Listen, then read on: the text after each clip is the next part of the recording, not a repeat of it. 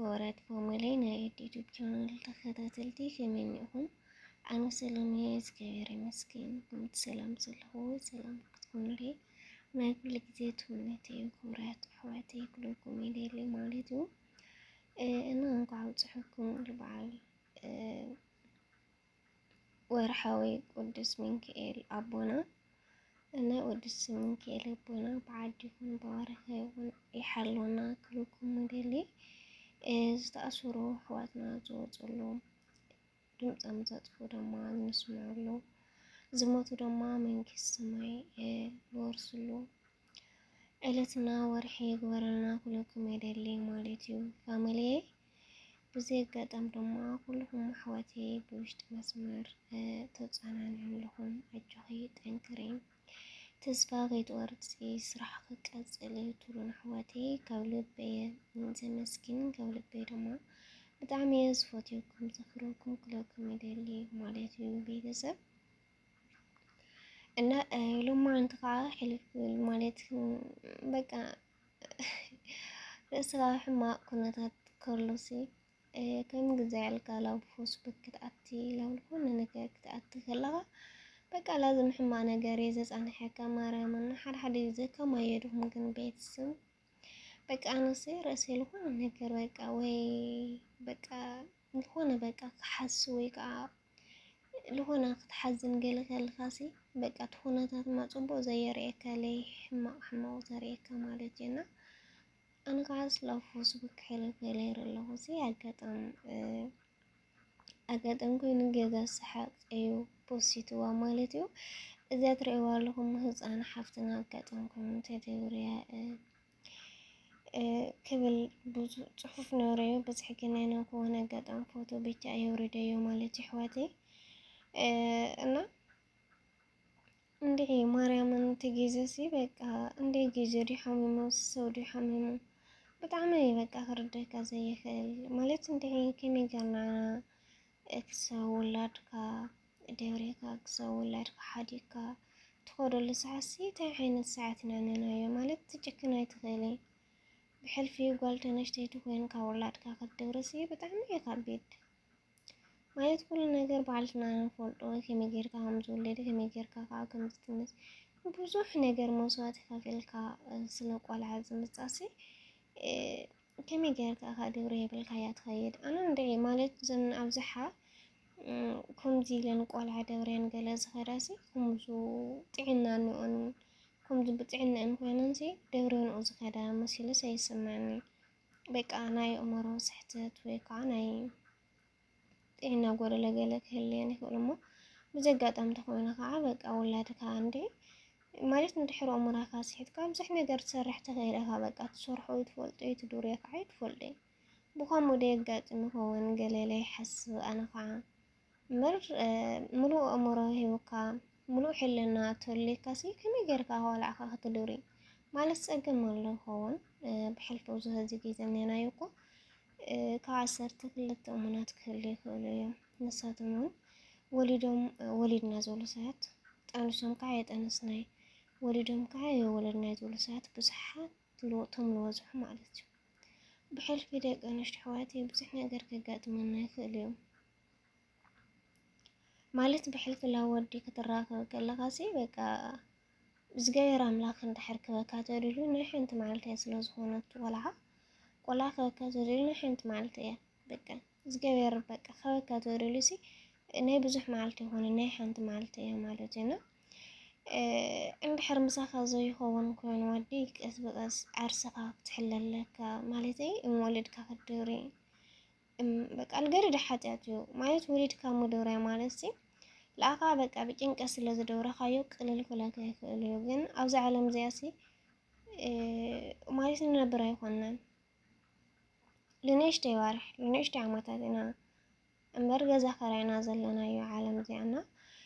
አፍተር ዓለ ሰማይ ግን ብዙሕ ነገር ይዘንሕና ሽኳን ደውላድካ ደብሬካ ህይወት ለአና ከብል ጎተና ኢየሱስ ክርስቶስ ህይወቱ አጥፊ ህይወት ዝተከሲ ሽኳን በህይወት ህፃን ቆልዓ ደብርካ ክትከይድ ምስ ማንም ሰብ በቃ ብሕስብና ዲ ወይ ሰማት ከተሓመኻ ወንሲ ንናይ ባዕልትና መቕፃዕቲ ኣለና ማለት እዩ ቤተሰብ እና በቃ ሕማቅ ስራሕ ሲንሕ ደጎ ካብ ወሊድካ ምድብራይ ከዓስ ቀስ ብቀስ ላብ በቃ ምሳኻ ዝኾነ ወዲ ክትመርፅ ኣለካ። እዚ እስክኾነና እዩ ወሊድስ ክዕብየለ ይኽእል እዩ መስዋዕቲ ልደቁ ክከፍል ይኽእሉ ኢልካ ፅቡቅ ሂወት ክነብር ትኽእል ኢካ ካብለ ዝገበረ ኣምላኽ ይወክልካ ምስ ኣምላክ ካላ ተመኻርካ ትፀንሕ ኩሉ ግዜ እሞ ዝገበረ ኣምላኽ ለ በቃ ሃዋነት ኢልካዮ መዓልቲ ነውሕ ብቻ እምበር ክበካ ይኽእል እዩ ማለት እዩ። ማለት እቲ ናትካልወሎሲ ኣይቐሪ ትውልደሊ ማለት እዩ ኣሕዋተይ ማርያና ኣነ ብጣዕሚ እየ ሓዚነ ላብ ዝምልከቶ ኣካል ሼር ገበርዋ ክብል ብዙሕ ትፅሕፍ ኣንወየ ነይረየ ኣጋጣሚ ቀረፅኩውን መዳመይ ስለ ዝመፀት ነው ማለት እዩ። ሪከርድ ገለ ገብሩ ኢለ ነይረሲ በቃ ናይ ስደት ስራሕ ትፈልጥዎ ኢኹም ብዙሕ ነገር ትሓስቡ እሞ በቃ ካብቲ ዝሓሰብካዮ ብትን እናበልካ ክትሰርሕና ኣጋጣሚ ኮይኑ መዳም ስለ ዝፀዋዐትኒ እቲ ፅሑፍ ሪከርድ ኣይገበርኩውን። እዛ ቆልዓ ግን በቃ ፎቶ ኣውሪደ ኣጋጣሚ እስቲ ዝምልከቶ ኣካል ተተረኸቦ እሞ ቦላ ከዕብያ እየ ዝብል ሰብ ተተረኸበ ገለለ እየ ግዴታ ኮይኑኒ ቪድዮ ዝሰርሕ ኣለኹ ማለት እዩ። ኮራት ኣሕዋተይ ማለት ብዙሕ ነገር ህይወትና ሲ ክንፍተን ንኽእልና ብሕልፊ ደቂ ኣንስትዮ ኣሕዋተይ ብዙሕ ነገር ኣለዎ ማለት እዩ። ህይወትካ በፍቃሪኻ ዝብደል ብወላዲካ ብሓትካ ብዙሕ ነገር ማለት እዩ። ክሳብ ወሊድካ ትድውርየሉ ሰዓት ኣሎ፣ ክሳብ ጠኒስካ ትሰደሉ ሰዓት ኣሎ፣ ብዙሕ ነገር ኣሎ። ግን ቅድሚ ኩሉ ጠንካራታት ክንኮን ኣለና ማርያም በቃ ኣነስ ሓንቲ ባርያት ዘላት ንሲ ብዙሕ ነገር ከጋጥመካ እንደው ልግዙ በቃ ልግዙ ይሕረአካዩ ከጋጥመካ ከሎ ግን በቃ ንእሽተይ ተረጋጊዕካ ግን በቃ ሕልናኻ ጠንካራ ትገብሮ ባዕልኻ ማለት ህይወት ፈተና ዘሎ እዩ። ተፈቲንካ ዝሓልፈሉ ብዙሕ ሰብ ስለ ዝርአ ብዙሕ ሰብ ከዓ ስለ ንርኢ ማለት ኢና ኣብ ህይወትካ ፈተና ይፅላእ በቃ ወላ ወዲ ይበድልካ ይወድልካ ብዘየገድስ ብሕልፊ ተወሊድካ ለገበርካ ገርካ ወላድካ ክትዕብይ ዘለካ በቃ ማለት እዩ። ማርያምን ከምዚ መደብራይ ግን ከቢድ እዩ በቃ ብጣዕሚ እዩ ከቢድ ብሕልፊ ከምቲ ዝብለኩም ለኹ ኩሉ ነገር ናይ ሕልና ተሓሳስባ ናይ እምሮ ተሓሳስባ ትህልዩካ እሞ ቆልዓ ደብሪካ ክትከድ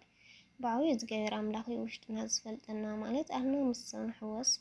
ምስ ሰብ ነዋግዕ እንታይ ካብ ንዛረብ ሰብ ብቻ ይላፍ ልሰማዓና እዝና ልብና ልሓስቦ ግን ኣይንፈልጥን ዝገበር ግን ኩሉ መዓልቲ ሓሰልና ይፈልጥ እዩ ማለት ወላ ካብቲ ንዛረቦ ቃልቲ ይኮነሲ ካብቲ ልብና ንሓስቦ ውሽጥና ብዙሕ ነገር እንታይ ንዛረብ እንታይ ንሓስብ ፅቡቅ ንሓስብ ደሊ ሰብ ሕማቅ ንሓስብ ደሊ ሰብ ብዙሕ ነገር ዝገበረ ኣምላኽ የመርምሮ ስለ ዝኾነ ሰብ ከይርአየኒ ዘይኮነስ ኣምላክ ከይርአየኒ ኢልና ክንፈርሕ እዩ ዘለና ማለት እዩ። ፋሚሊና ብዓብዩ ዝገበረ ኣምላክ ምፍራሕ እዩ ትዋኑ ለብል እምበር ህይወት ወሊድካ ህይወት ፈጢርካ ህይወት ክትጠፍእ ከላ ብጣዕሚ እዩ ከቢድ እና ዝገበረ ኣምላኽ እንበይ መዋፅእቲ ሃባይ ዘቆልዓ ማለት ካብቲ ዘለቶ ቦታ ሲ ልወስዳ ሰብ ከም ተረኸበ ደስ በሃሊ ነይሩ ማለት እዩ። ቤተሰብ እና ናብ ዝምልከቶ ኣካል ሼር ገበርዎም ኣጋጣሚ ወይ ኣዳኣ ክትረክብ እያ ወይ ከዓ ቤተሰባ ከዓ ክትርከብ ትኽእል እያ እና በቃ ከምዚ ዓይነት ቪድዮታት ገለ ትረኽቡ ከምዚ ዓይነት ፎቶ ትረኽቡስ በቃ ብጣዕሚ ኣነስ ልወሽቕ ማርያምን ሕልናይ እንድዒ ከመይ ዓይነት ምዃነ ይፈልጥ ብጣዕሚ እንደምደብርኒ ቀነ ካብ ፋሚሊ የለ ብዙሕ የርሒቐና ከምዚ ዓይነት ገለ ክትርኢ ከለኻ ግን በቃ ኣብቱ ዘለካ ጭንቀት ወሲኹ ይጨናነቐልካና ካብ ሕማቅ ስራሕና ካብ ሕማቅ ምርኣይ ይምሓረና ክብል ይደሊ ማለት እዩ። ኩራት ኣሕዋተይ ሰላም ለዓድና ሰላም ንህዝብና ሰላም ድማ ለኩሉ ዓድና ይገበረና ክብለኩም ይደሊ እና ናይ ሎማዓንቲ እዚኣ ትመስል ብካሊእ መዳይ ዝመፀኩም ከዓ ኣሕዋተይ ማረይ ርእይትኩም ከዓ ይፈልኒ እና ላብ ዝምልከተኩም ኣካል ሼር ገበርዋ ክብል ይደሊ ማለት እዩ። ኣሕዋተይ እና ኣብ ፈተና የእትወና ዝገበረ ኣምላኽ ይመችኩም።